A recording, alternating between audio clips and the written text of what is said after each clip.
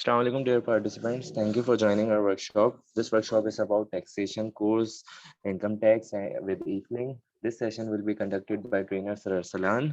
He will give you a brief description of the course. Sir Arsalan, I'm making you host, so you can continue now.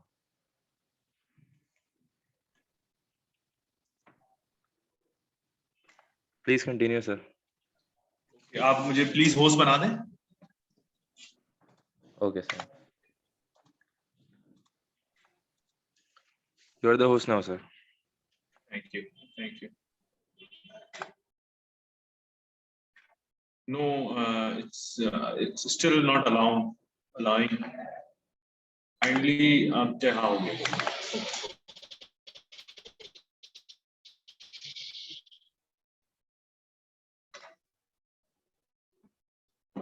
जी अस्सलाम वालेकुम. अरसलान अली मेरा नाम है. Session consultant हूँ और यहाँ पर ट्रेनर भी हूँ.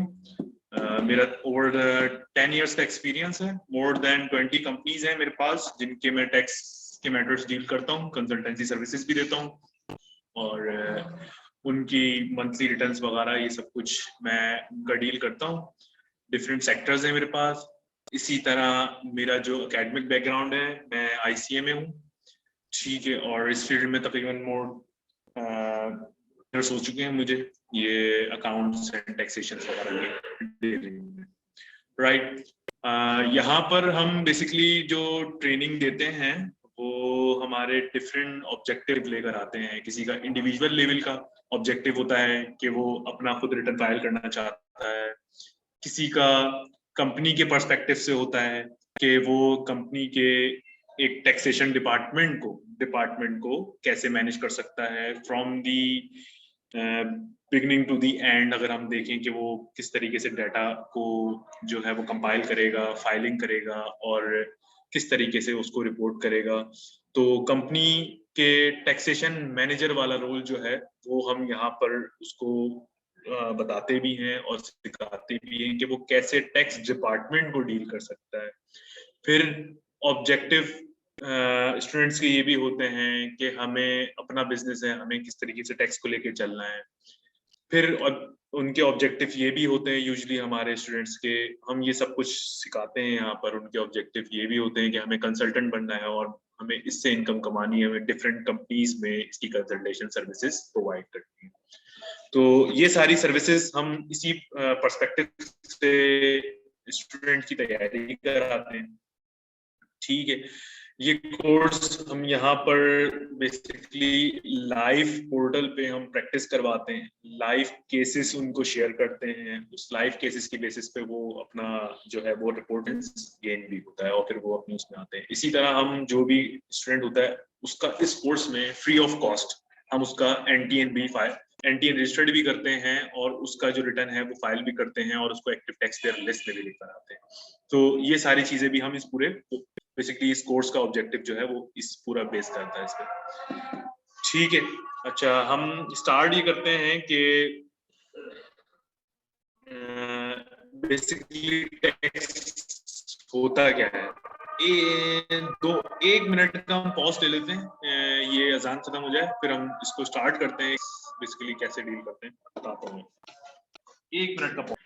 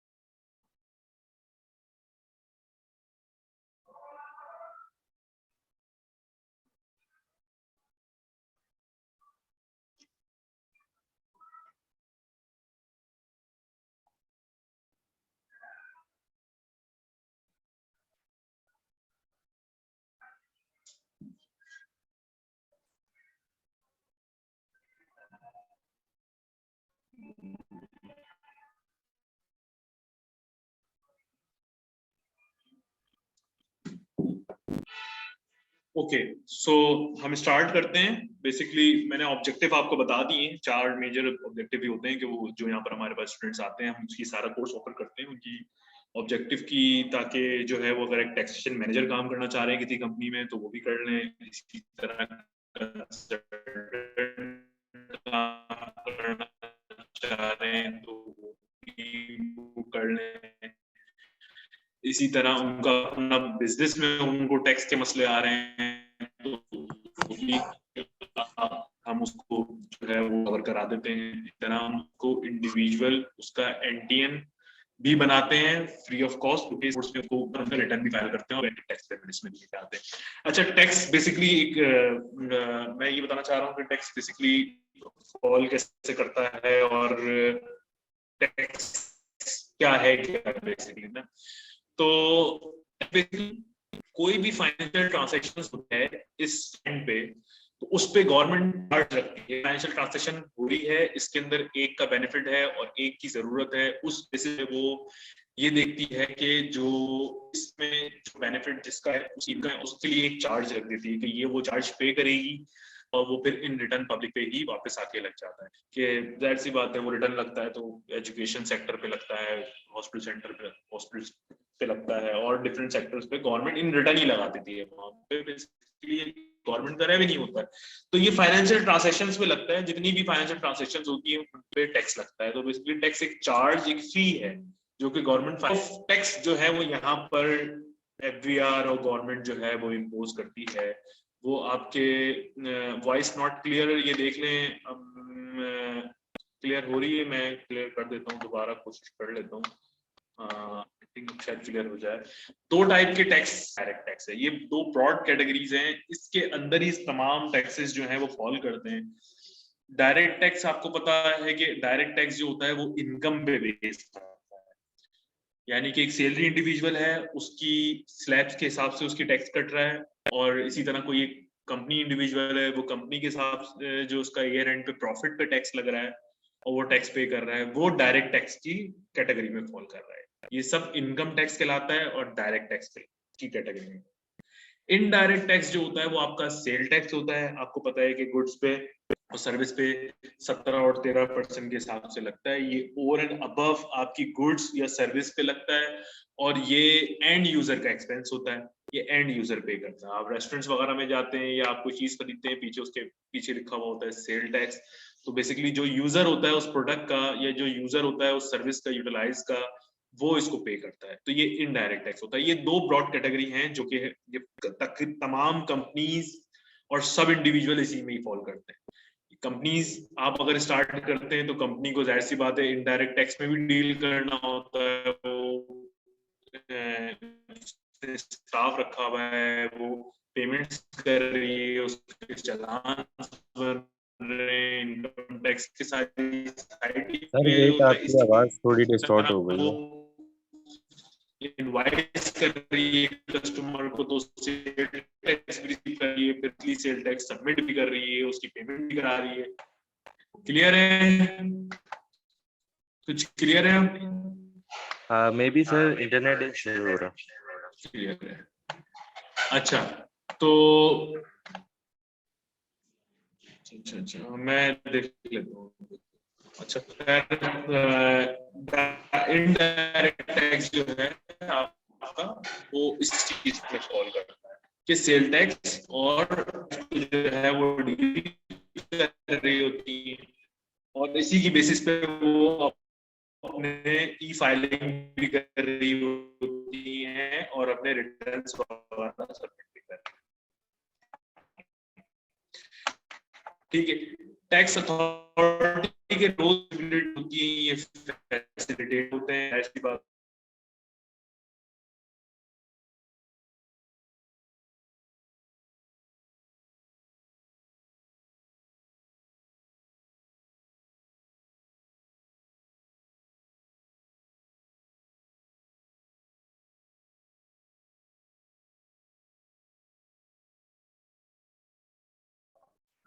अच्छा, ये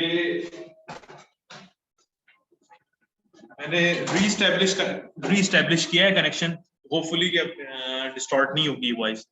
अच्छा, मॉनिटर इनकम करते हैं आपकी इंडिविजुअल एंड कॉर्पोरेट लेवल पे, guidance for submission of data, tax e filing, basically portal पे जो आईआरएस का पोर्टल है, ई पेमेंट का जो पोर्टल है, उस पे आप अपने डाटा को कैसे सबमिट करेंगे उसकी गाइडेंस भी देते हैं ये, ठीक है। और उस पे आपको जो है वो ई फाइलिंग वगैरह जो है वो आपको उनके आईआरएस के पोर्टल पे करनी होती है, ठीक है। इसी तरह ये जो टैक्स अथॉरिटी के रूल्स एंड रिस्पॉन्सिबिलिटी होती है कि आपकी डाटा की ट्रांसपेरेंसी और कॉन्फिडेंशियलिटी भी रहती है, इंडिविजुअल लेवल पे है। अच्छा, ये इनकम्स हैं जो कि एक इंडिविजुअल्स या कंपनी जो है वो इस बेसिस पे कमाती है, या तो वो सैलरी की इनकम होगी उसकी, या इनकम फ्रॉम प्रॉपर्टी होगी, या इनकम फ्रॉम बिजनेस होगी, या कैपिटल गेन होगा, या इनकम फ्रॉम रिसोर्सेज होगी, ठीक है। ये इस बेसिस पे इन्हीं रिसोर्सेज से वो अपनी इनकम कमाएगी जिस पे टैक्स पे करेंगी, ठीक है। हम टैक्स क्यों सीखते हैं? टैक्स बेसिकली हम सीखते इसलिए हैं कि ये तमाम ट्रांजैक्शंस पे एफबीआर आपको गवर्नमेंट टैक्स लगाती है। लेट्स सपोज जैसे एक कंपनी है, उसको तो डेफिनेटली अपना प्रॉफिट एंड लॉस आखिर में शेयर करना है, उसको टैक्स पे करना है, ठीक है। इसी तरह सैलरी इंडिविजुअल है, उसको भी अपना उसका टैक्स पे होल्ड हो रहा है। इसी तरह अगर प्रॉफिट आपके अदर इनकम आ रही है, यानी कि आपने इन्वेस्टमेंट रखी हुई है, उस पर प्रॉफिट आपका आ रहा है। इसी तरह आप ट्रांसफर करने जा रहे हैं अपना प्रॉपर्टी, या आप गाड़ी खरीदने जा रहे हैं, उसको ट्रांसफर है, या और अदर स्टॉक्स एंड बॉन्ड्स वगैरह में आपकी डीलिंग है, तो तमाम चीजों पे जो टैक्स लग रहा है वो टैक्स आप अगर आप सीखते हो तो ये बेनिफिट आपको ये देता है कि अगर एक बंदा है जिसको टैक्स नहीं पता, वो अपनी इन्वेस्टमेंट रखवाता है बैंक में और उसको टैक्स के बारे में नहीं पता, तो बैंक उसका टैक्स जो काट रहा है वो डबल रेट पे काटेगा। और एक बंदा है जिसको, एक टैक्स पेयर है जिसको ये बात पता है कि टैक्स की डीलिंग कैसी है, एक्टिव टैक्स पेयर लिस्ट क्या होती है, और कैसे आप अपनी इनकम को रिपोर्ट करते हैं, अगर उसको ये चीजें पता है तो वो अपना टैक्स सेव कर सकता है। तो अगर आप एक इंडिविजुअल वेदर वो रजिस्टर्ड है और नहीं है, उसका डेफिनेटली उसको फेस और उसकी नॉर्मल जिंदगी में, नॉर्मल बिजनेस ट्रांजैक्शन में उसका डेफिनेटली इनकम टैक्स से उसका वास्ता पड़ता है, उसको डेफिनेटली उसको देखना पड़ता है उसको। तो इस बेसिस पे वो अपना टैक्स सेव कर सकता है अगर उसकी नॉलेज है, दूसरों को गाइड कर सकता है, और कंपनी तो डेफिनेटली विदाउट टैक्स के तो चल ही नहीं सकती। तो ये इसलिए टैक्स जो है वो भाई हर इंडिविजुअल को, बिजनेसमैन है उसको भी सीखना है, ठीक है, एक जॉब करने वाला बंदा है उसको भी सीखना है, टैक्स तो सीखना ही है सबको, ठीक है, क्योंकि वो कंप्लायंस भी पूरी करेगा। अगर एक कंप्लायंस पूरी नहीं होगी, एक बंदा है उसने कंपनी खोली है, उसको टैक्स नहीं आता, तो उसकी कंप्लायंस पूरी नहीं है, टैक्स के नोटिस आएंगे, जैसे तो नोटिस आएंगे तो उसका बिजनेस इंटरप्ट होगा, बिजनेस बंद भी हो जाते हैं अगर टैक्स की कंप्लायंस नहीं होती। तो टैक्स तो सीखना यूजुअली हर इंडिविजुअल पे लाजमी है जो कि अर्न कर रहा है। यहाँ पर आगे चलते हैं। टैक्स प्लानिंग होती है इंडिविजुअल लेवल पे और कॉर्पोरेट लेवल पे। इंडिविजुअल लेवल पे मैंने वो आपको भी बताया है कि अगर टैक्स पेयर की नॉलेज है, उसकी इनकम डिफरेंट रिसोर्सेज से आ रही है, तो डेफिनेटली वो टैक्स प्लानिंग करेगा कि कम से कम टैक्स पे करे, जो कि लेजिटिमेट रिसोर्सेज होंगे, और अवॉइडेंस करेगा टैक्स की उन इवेंट से जो कि टैक्स ज्यादा करते हैं। तो बेसिकली वो टैक्स की प्लानिंग ऐसे करेगा कि उसको कम से कम टैक्स पे करना है। और एफबीआर का आपको पता है ऑब्जेक्टिव ये होता है कि वो जो सेट करता है टैक्स, वो चाहता है कि वो उतना ही टैक्स रिसीव करे। उसका ऑब्जेक्टिव है कि वो हायर टैक्स रिसीव करे, और टैक्स पेयर का ऑब्जेक्टिव यही होता है कि वो मिनिमम टैक्स करे, मिनिमम टैक्स पे करे। मिनिमम टैक्स उसी बेसिस पे करेगा जब उसकी नॉलेज होगी, अगर नॉलेज नहीं होगी तो डेफिनेटली वो हायर टैक्स पे कर रहा होगा। इसी तरह कॉर्पोरेट लेवल पे भी टैक्स की प्लानिंग होती है, पूरा स्केड्यूल्स बनते हैं, ये सारी एक पूरा स्टेप्स होते हैं कि इस तरीके से टैक्स को अवॉइड किया जा सकता है, इस तरीके से टैक्स को कम से कम पे किया जाता है, इस तरीके से टैक्स को जो रिपोर्टिंग पीरियड आएगा उसमें स्प्लिट करके उसको कैरी फॉरवर्ड किया जा सकता है। ये सारे डिफरेंट सिनेरियो है, रिफंडेबल का प्रोसेस है, फिर ये सारे और मोरलेस ये सारे प्रोसेस जाते हैं। ये सब कुछ प्लानिंग में ही आता है कि आप कम से कम टैक्स पे करें, ठीक है। उसके बाद आपका आ जाता है टैक्स बेनिफिट्स। टैक्स बेनिफिट्स जो मिलते हैं वो डेफिनेटली, अगर एक इंडिविजुअल वो टैक्स रिपोर्ट टाइम पे कर रहा है, अपने रिटर्न टाइम पे सबमिट कर रहा है, उसका नाम एक्टिव टैक्स पेयर लिस्ट में आ रहा है, तो वो ये सारे टैक्स बेनिफिट है। वो नहीं ले सकता जिसका नाम एक्टिव टैक्स पेयर लिस्ट में नहीं आ, जो अपनी फाइल रिपोर्ट्स पे होते हैं। अगर एक फाइलर है उस पे रेट जो है वो नॉर्मल लगेगा, और अगर फाइलर नहीं है, नॉन फाइलर है, तो वो डेफिनेटली उसका 100% पे रेट उस ट्रांजैक्शन पे at the time of payment ये एट सोर्स कहलाता है, lower rates of tax reduction at source. कि जिस टाइम आप पेमेंट कर रहे हैं उस टाइम सोर्स पे आपका डिडक्शन क्या होगा। अब अगर आप buying and selling of property कर रहे हैं तो उस पे अगर आप ट्रांसफर करते हैं प्रॉपर्टी, उस पे 1.5 लगता है अगर आप एक्टिव टैक्स पेयर लिस्ट में। अब लेट सपोज आप 1 करोड़ रुपए की प्रॉपर्टी को ट्रांसफर कर रहे हैं तो 1.5 लाख रुपए आपका नॉर्मल टैक्स, आपको विथहोल्डिंग टैक्स पे करना पड़ेगा, चालान बनेगा उसमें पे करना पड़ेगा। लेकिन अगर आप एक्टिव टैक्स पेयर लिस्ट में नहीं है तो वो 1.5 लाख से 3 लाख रुपए होता है। तो एक्टिव टैक्स पेयर लिस्ट वाले जो होते हैं वो ये एंजॉय बेनिफिट कर लेते हैं, नॉर्मल रेट टैक्स पे कर रहे होते हैं, क्योंकि आपका चालान ही नहीं बनेगा। अब आप चालान पे करने जा रहे हैं, रजिस्ट्रार आपसे 3 लाख रुपए ले लेगा आपके, जब एनआईसी पे वो टैक्स बनाएगा तो वो 3 लाख रुपए आप बैंक में जमा करा रहे होगे। तो लोअर रेट टैक्स चार्ज होता है अगर आप एक्टिव टैक्स पेयर लिस्ट में है।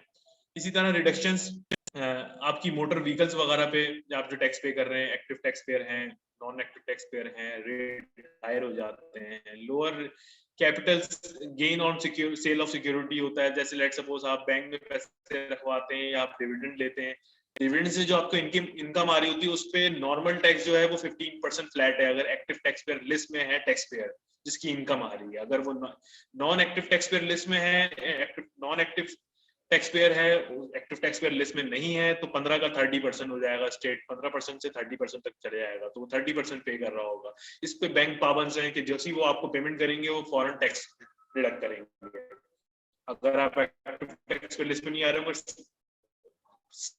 फ्लैट आपका 30% डिविडेंड में भी यही है। इसी तरह प्राइस बॉन्ड में भी यही है कि वो प्राइस बॉन्ड में भी ऐसी काट रहा है, और ये आपको अलाउ करता है कि आपका पे ज्यादा हो चुका है गवर्नमेंट को, तो जो टैक्स पेयर है वो उसको विदहोल्ड गवर्नमेंट से इसका रिफंड भी ले सकता है। तो ये आपको क्लेम बैक एंजॉय, इससे ज्यादा एंजॉयबल चीजें हैं कि आप ट्रस्ट, जाहिर सी बात है एक कंपनी है जो एक्टिव टैक्स पेयर लिस्ट में है, फाइल टाइम पे करती है, उसका ट्रस्ट बिल्ड है, उसके साथ हर कोई काम करना चाहेगा कि यार ये टैक्स फाइलर है और अपने टाइम पे रिपोर्ट करती है, ये कंपनी ऑथराइज है, और एक ट्रस्ट बिल्ड है इसका।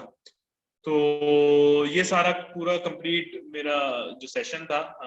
अब मुस्तफा आप प्लीज किसी को क्वेश्चन है तो वो कर लें, फिर इसको क्लोज करते हैं।